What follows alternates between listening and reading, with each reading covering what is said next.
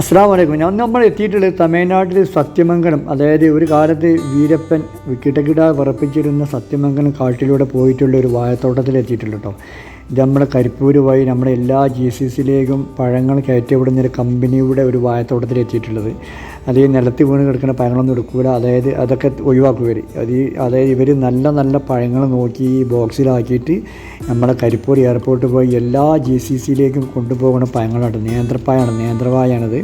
അതായത് Dubai, Bahrain, Qatar, Oman, Muscat, പിന്നെ Saudi Arabia എന്നീ രാജ്യങ്ങളിലേക്ക് കയറ്റിപ്പോൾ GCCയിലേക്ക് മാത്രം കയറ്റിപ്പോകുന്ന പഴങ്ങളാട്ടത്.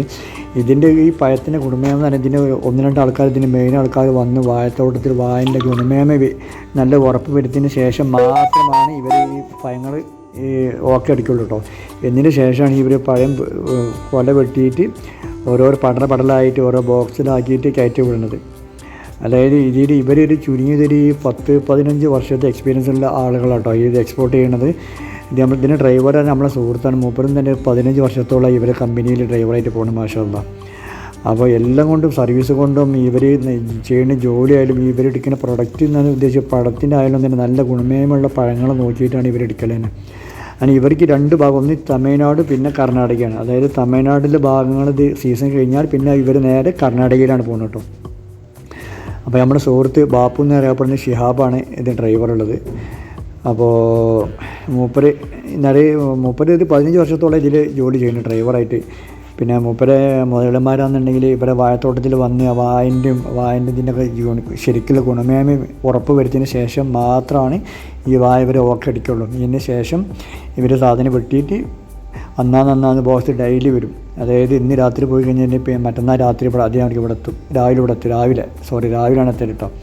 എന്നിട്ട് ഈ വാഴത്തോട്ടത്തിലെ വാഴകളൊക്കെ കൊല വെട്ടി ഇരിഞ്ഞതിന് ശേഷം ബോക്സിലാക്കി നല്ല രീതിയിൽ ബോക്സിലാക്കിയിട്ട് നമ്മുടെ കരിപ്പൂർ എയർപോർട്ടിന് പോയി പിന്നെ നേരെ അതായത് GCC രാജ്യങ്ങളിൽ കയറ്റി വിടുന്ന പരിപാടി വരും. ഇവർ ചുനിയാൻ 15 വർഷത്തോളം എക്സ്പീരിയൻസ് ഉള്ള ആളുകളാട്ടോ.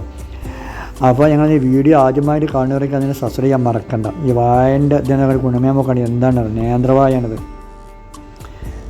നമ്മുടെ നാട്ടിൻപുറത്തൊന്നും ഇവർ വാഴത്തോട്ടം കാണാൻ പറ്റില്ല കേട്ടോ. ഇവരതിനുള്ള ശരിക്കും നല്ല വളങ്ങൾ, അതായത് ഇവരുടെ കൃത്രിമ വളങ്ങൾ, നല്ല വളങ്ങൾ ഇട്ട് കൊടുത്ത് വെള്ളത്തിനുള്ള ഇതിങ്ങൾ കാണിച്ചു തരാം. പൈപ്പിൽ ഇങ്ങനെ സൈഡിലൂടെ പോകുന്നുണ്ട്. ഓരോരോ വാഴയ്ക്ക് ഓരോരോ പൈപ്പ് ലൈൻ കേട്ടോ. വാഴയ്ക്ക് വെള്ളത്തിൻ്റെ ഏതായാലും കണ്ടങ്ങൾ പൈപ്പിൽ പോകുന്നുണ്ട്. ഓരോരോ വാഴയ്ക്ക് ഓരോ ലൈനാണ് വെള്ളത്തിൻ്റെ.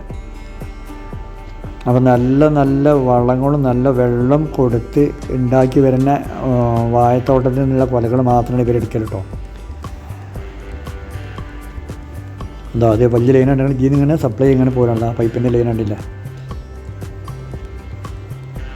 നല്ല വാഴകളും കൊലകളുമാണ്. പിന്നെ നിലത്ത് വീണ് നമ്മൾ നേരത്തെ നിലത്ത് വീണ ഇതൊക്കെ ഉണ്ട്, അതൊന്നും അവർ എടുക്കൂല കേട്ടോ.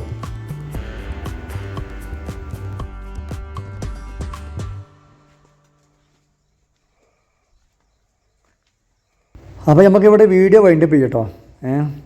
അപ്പോൾ ഇൻഷാ അല്ലാ വീഡിയോ ആദ്യമായി കണ്ട് സബ്സ്ക്രൈബ് ചെയ്യാൻ മറക്കണ്ട. അപ്പോൾ ഇതുപോലത്തെ നല്ല അടിച്ചാപ്പൊളി വീഡിയോസൊക്കെ നമ്മളെ അടുത്ത വീഡിയോ വരുന്നതാണ്. ഇതിൻ്റെ വേറൊരു ഭാഗം കാണിക്കാണ്ട് വീഡിയോ അപ്പോൾ നമ്മുടെ സുഹൃത്തിന് കാണിച്ചു തരാം.